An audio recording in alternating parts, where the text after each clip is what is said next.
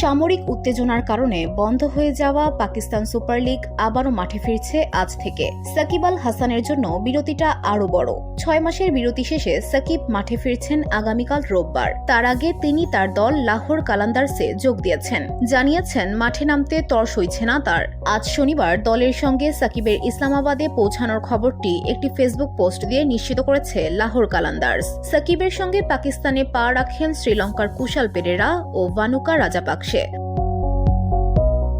সাকিবের সফর সঙ্গী ছিলেন অস্ট্রেলিয়ার তারকা ব্যাটার ডেভিড ওয়ার্নারও। সাকিবের ইসলামাবাদে নামার একটি ভিডিও প্রকাশ করেছে Lahore.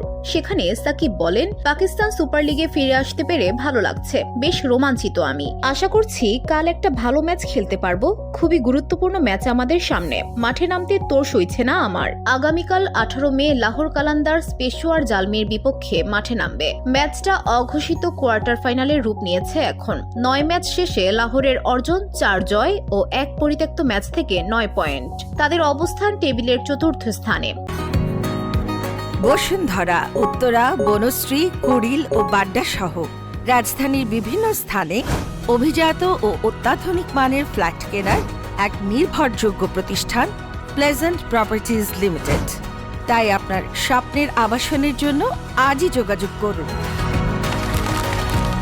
Pleasant properties limited, where destiny matches eventually.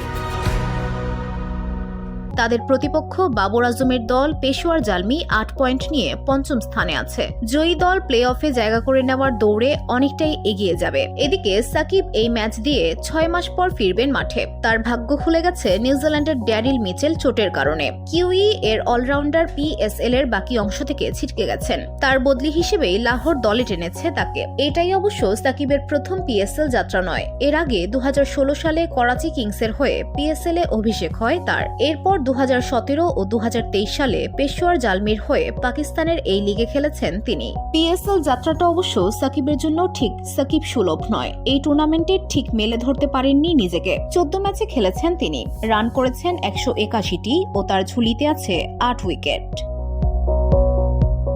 VOD Bangla news desk.